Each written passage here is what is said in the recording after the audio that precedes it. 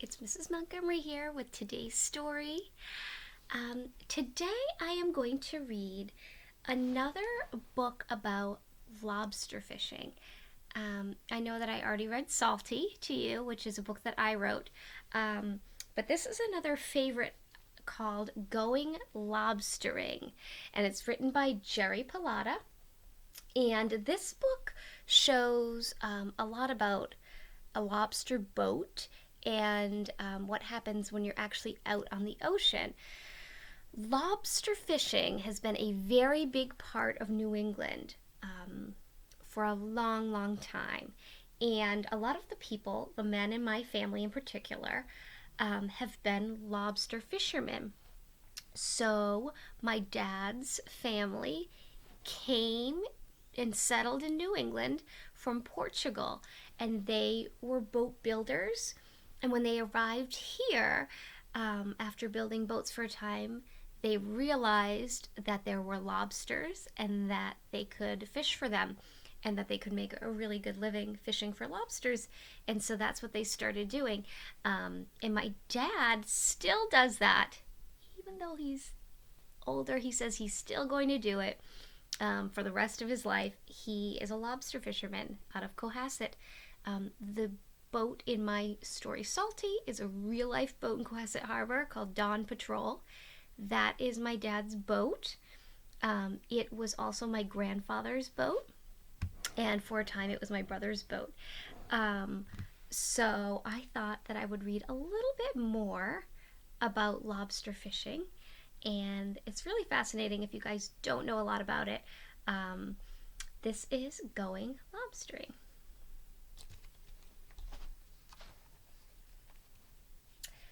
We are going lobstering with Big Joe. We put our life jackets on and head out. So these kids are going to go out with a real lobsterman on his boat.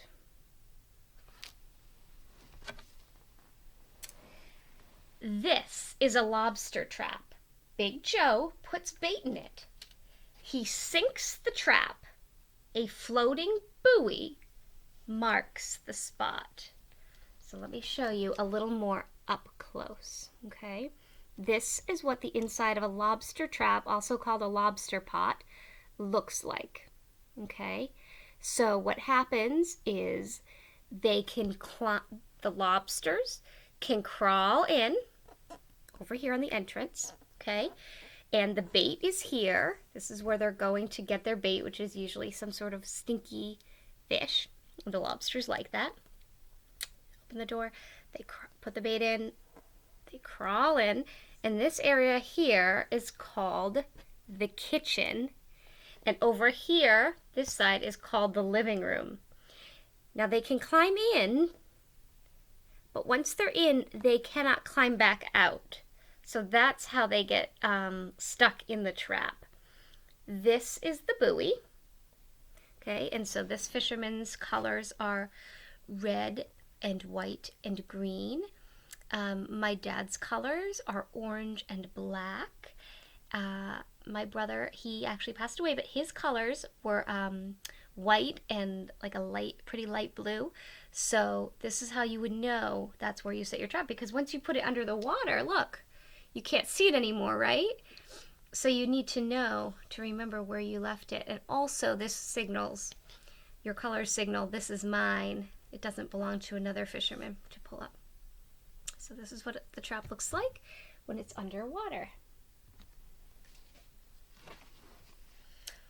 Wow, look at all the lobster buoys. Big Joe shows us his buoy colors. And we already said red, white, and green for Big Joe. We look for Big Joe's green, white, and red buoys. There's one. We grab the buoy and we pull up the trap. So right here is where you can put the rope, because they're very heavy to pull up. You have to be very strong. This helps you. It's like a lever, right? It can help you with pull the rope and pull up the trap, okay? So you loop it over that and pull, and this kind of rolls and helps you pull it up. Oops, we caught a fish. It's a flounder. The next trap has some crabs. Big Joe throws them back. When I was a little girl, we ate a lot of flounder, which is actually a really good fish. Because a lot of times my dad would catch the lobsters and he would sell the lobsters. So we didn't eat the lobsters because we sold them, right? But we would eat the flounder if he found those in the trap.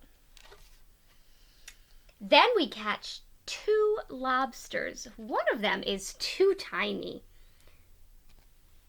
We measure the bigger one. Yay! It's big enough to keep.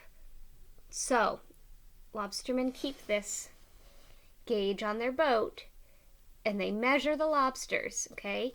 You cannot catch one that is too big. You cannot catch one that is too small. They have to be just the right size. We put rubber bands on its claws so it won't pinch us. Here's a mom with eggs, so we throw it back. Splash. Okay, so this is this is a bander. This is how you put the rubber bands on so they don't pinch you. And also, they will pinch each other too. The lobsters will fight with each other.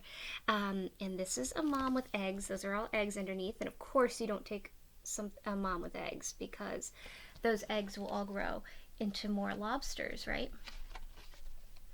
Yikes, a shark. Big Joe will throw it back in the ocean too. Here's a gigantic lobster. It's too big to keep. So you can't keep the lobsters that are too big either, because they've lived a long life, those lobsters. And so we figure, the lobstermen figure, there should be rules surrounding that.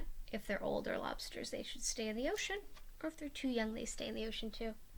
We catch 2 more lobsters. This is fun. What a beautiful day. Now it's time to go back.